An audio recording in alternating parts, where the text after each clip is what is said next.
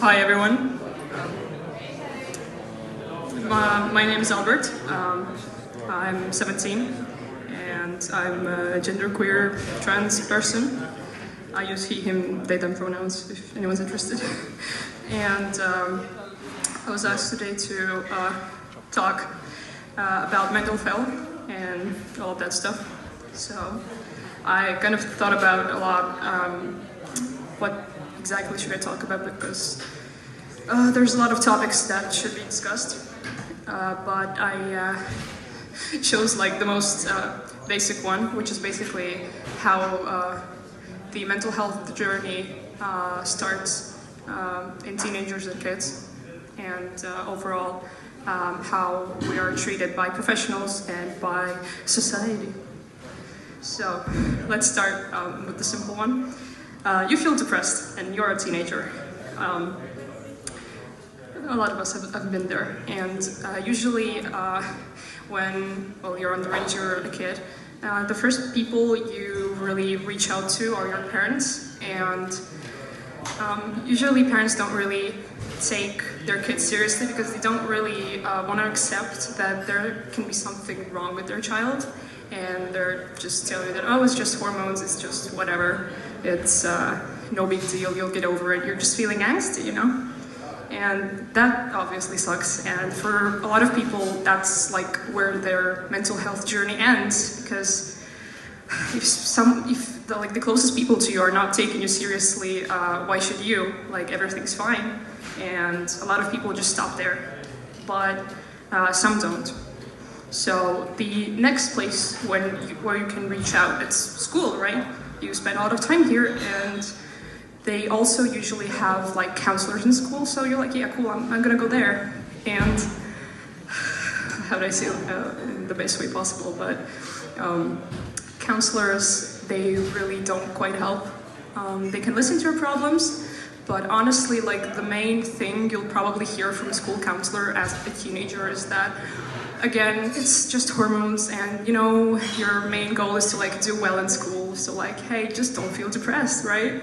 And they also have a big thing for telling your parents that, well, you came there and that you asked for help, and it's a really big problem when you're trying to be discreet if your parents don't accept you or they don't want to believe that you have any mental problems. So yeah, that sucks. And the next step, not a lot of people actually like reach this step because it's extremely difficult, especially when you're so young and you feel so alone. And the next step is the like governmental sponsored psychiatric institutions. And well, you get there. The most popular, I believe, and the one that most people have been to is the Valdiskimante Regional Psychiatric Hospital. And so you make yourself an appointment, good for you. They also like to tell your parents about that, so yet again, very hard to be discreet. And you wait approximately 3 months to actually get an appointment with a psychiatrist. And you can only visit a psychiatrist once a month, because that's just how that works. And there's only 60 psychotherapists in the entire country of Estonia. So of course there's even less psychiatrists who specialize in kids and young people. And finding a good doctor that actually like understands you it's difficult. And when you have like 3 doctors for the entire children's mental health unit, you don't have a lot to choose from. And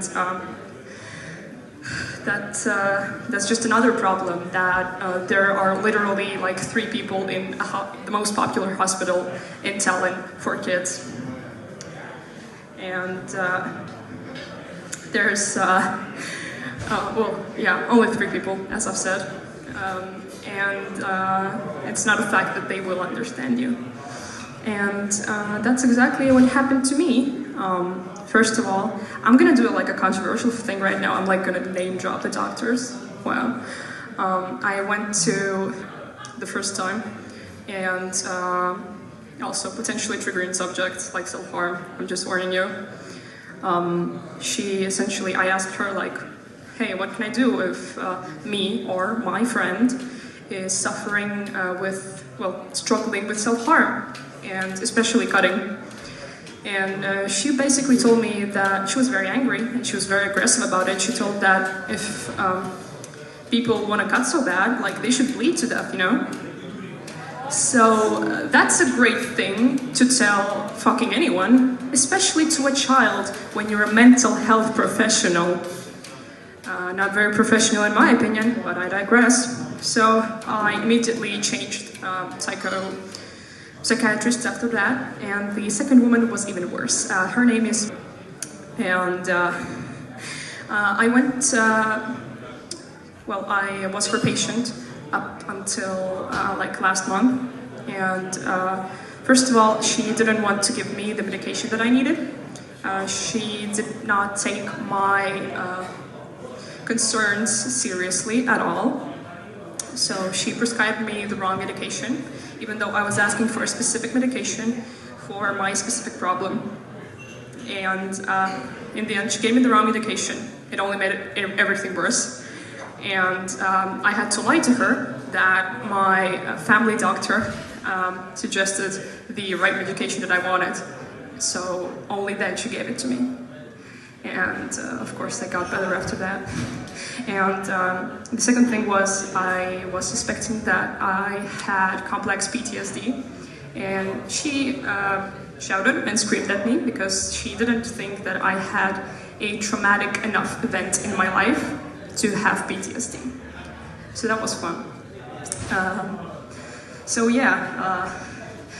Government sponsored and covered by insurance mental health facilities, not that great.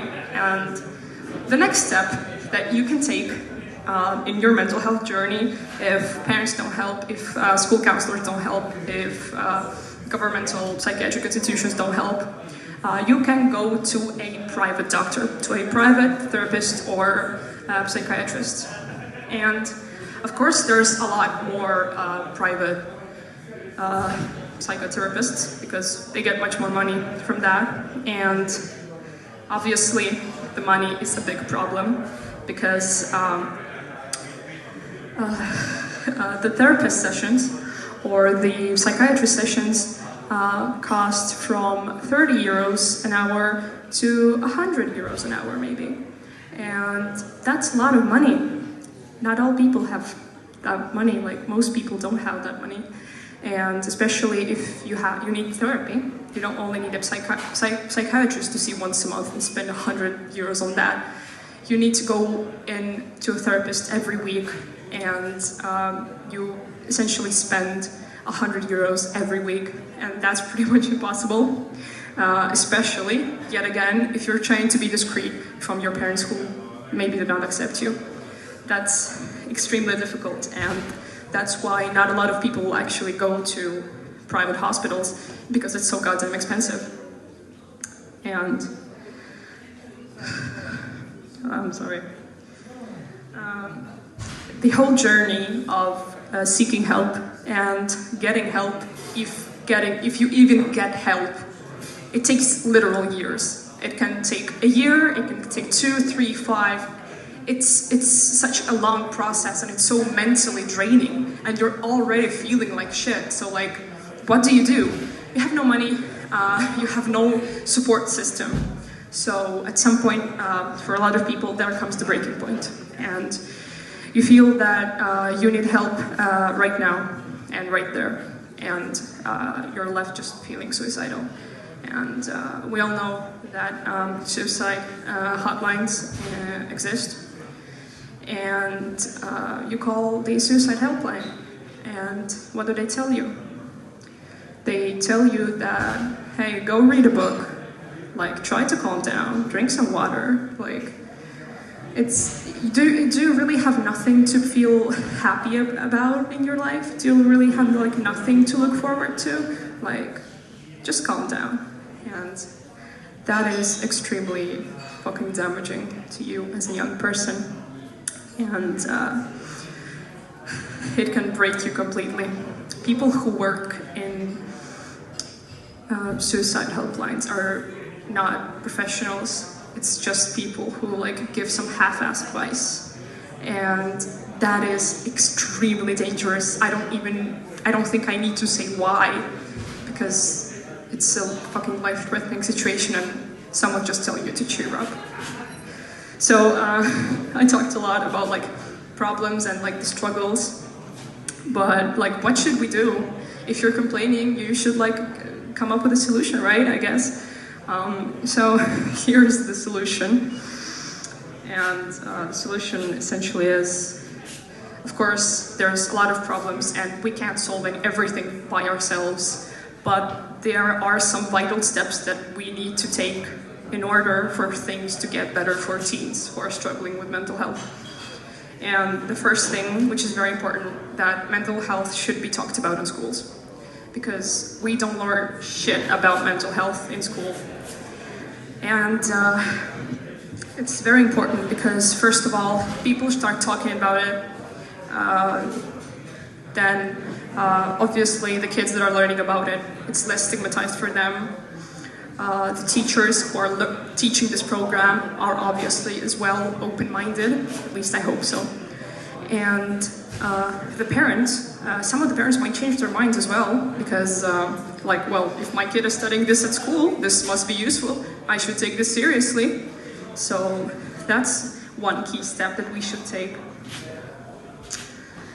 And the biggest thing probably is more accessible, aka free, mental help, like psychiatric help, and because it's just so fucking expensive, and there are so many people who actually study to become psychiatrists and therapists and psychoanalytics, and they just don't go working in that field because it's stressful for them, and they also don't get paid like the amount that they should get paid. They like basically don't have a living wage. So of course they don't want to work in that field because they can't make a living for themselves, and we are losing people who need like help teens and kids. So it's just very frustrating, and fucking government, please pay mental health professionals more. We need your help because we are your future and you're killing us. Thank you.